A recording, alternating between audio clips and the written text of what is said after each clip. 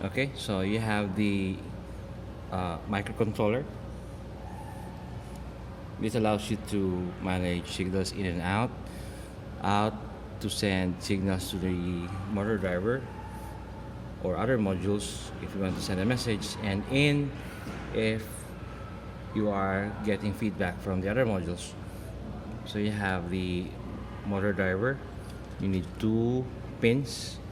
One will be digital and one will be PWM. For example, let's connect this to 4 for the direction, and I'll connect this to 5, which is PWM for the speed. So whenever I want the motor to run forward, I'll send a high signal to 4 and send an analog signal or PWM signal to specify the speed for 5. And then this will be the connection for the motors, and this will be for the power. But in your setup, you have this instead. So the power actually comes from this pin from V in, and you don't get to select the pins to use. So for this setup, according to the manufacturer, you will need to use 4, 5, 7, and 6. 4, 5 for the first motor, and 7, 6 for the second motor. So that's the setup for this one. So left for the first, right for the second. So let's try and work on the code. I'm going to declare a variable for the direction pin.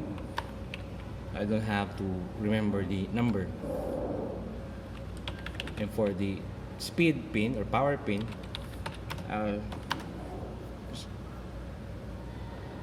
use that variables. I have two variables for the first motor for 4 and 5. The variables are int, meaning these variables can store numbers from negative 32,000 up to positive 32,000. And I'm going to set them as constants so that the values saved to them will not get changed, because there's no need to change them later on. I'm going to copy and paste. This is for the second motor, and make changes. And then for the setup, I have to set all the pins for output so the system would know how they are to be used. L motor, there, that's output. Oops. Okay, there. And then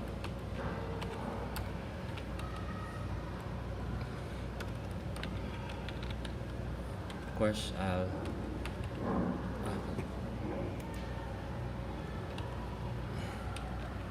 copy and paste, so I don't have to type everything again.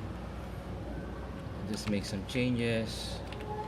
There, that's for the setup.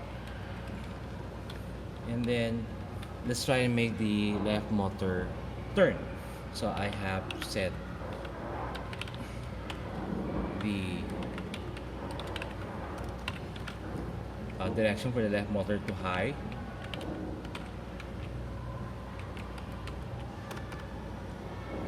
and I have to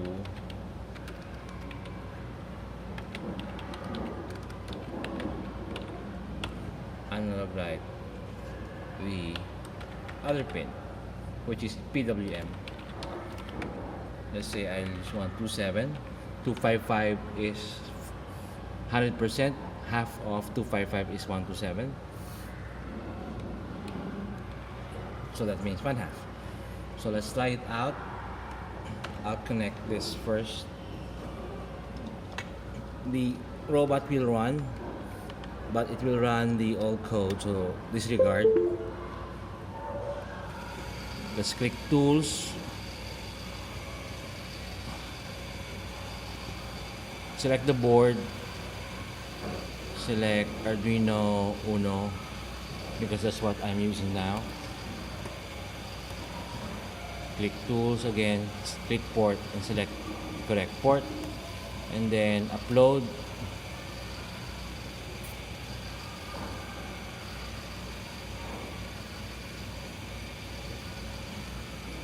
Let's wait.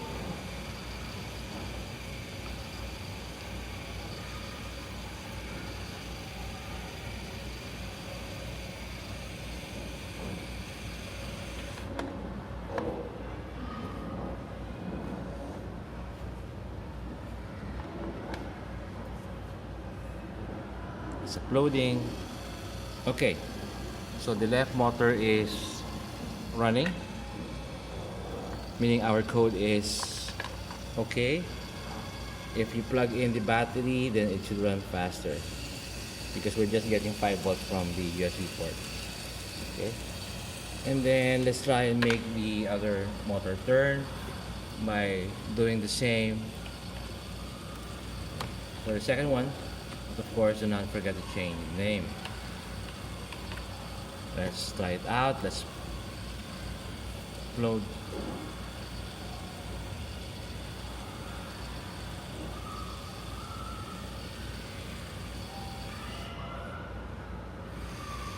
So it runs left and right, does run. So our code is okay, but the problem with this is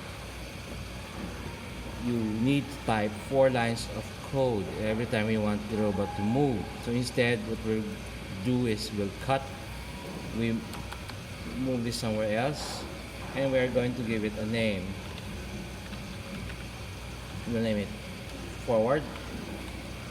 It's a function to make the robot move forward, but this function is void, meaning it will not give you any feedback. It will just do what it will do, which is make the robot move forward by setting both motors in the same direction and by setting them both to 127 for the speed or the power. So the problem with that is you don't get to change the speed whenever you want them to go slow or faster. So what we'll do is we'll make forward consider an argument. So we have to tell forward what is the speed from time to time whenever we call for it. So we'll put there motor speed. It's basically just a variable that will contain our argument. And then I'll declare it as byte, meaning this variable can contain a number from 0 to 255. And then, so motor speed will now, no, forward will now consider the value of motor speed. So instead of 127, let's put there motor speed. So it will actually use the argument being passed to it. And then, let's do it this way. Let's call for forward. Let's give it an argument 64. So 64 goes to motor speed. So when it sets the speed, this will now contain 64. So the second time we call for it, it should allow us to give it a different argument. So the second time it happens, this argument will be sent to motor speed. Let's put a delay. Let's say 3000 for 3 seconds.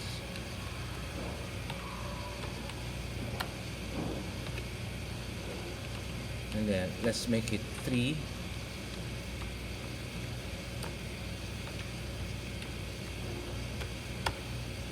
This is 255. And let's upload. So what will happen is the robot will run for 3 seconds at 64 or 1/4 speed.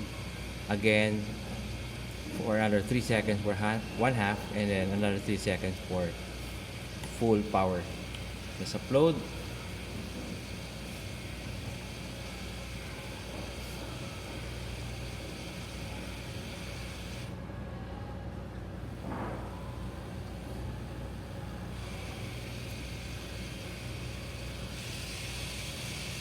let's plug in the battery. So that's 1/4, 1/2, that's full 255.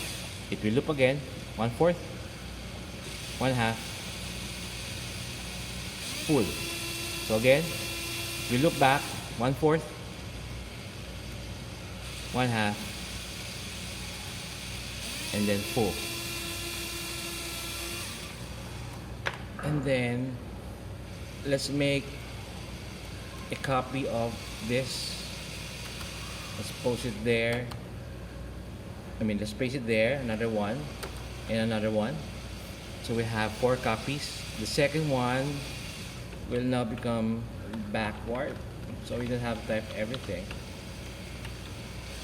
And of course, do not forget to change parts of the code so the robot will actually move back. And this one is left,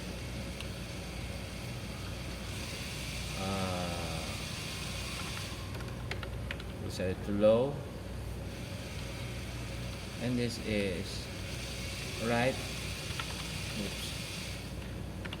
And let's set the other motor to low so that it will turn right. Okay, so let's check it out. It's 127. This is backward.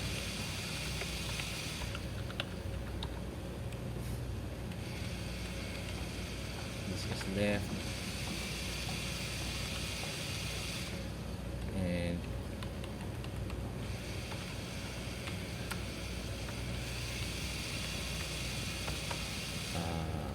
this is right. Okay, there. And then let's put stop. Then let's do a delay for 3 seconds, and let's compile.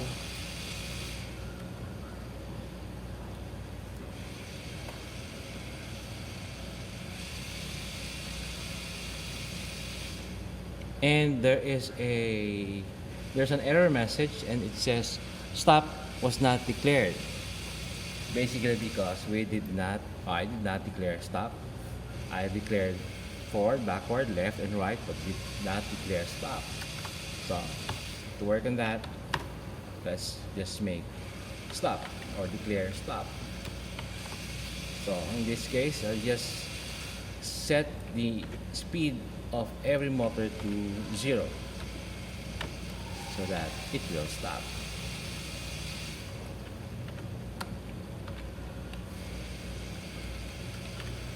And let's test the code. Let's upload it.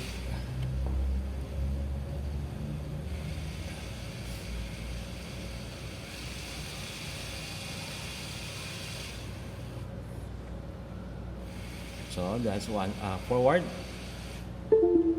Oops. Let's plug in the battery. Okay, this forward. That's backward. Left, right, stop. So closer this time, forward, backward, left, right, and stop. And it loops again. Backward, left, and right. So that's all, folks.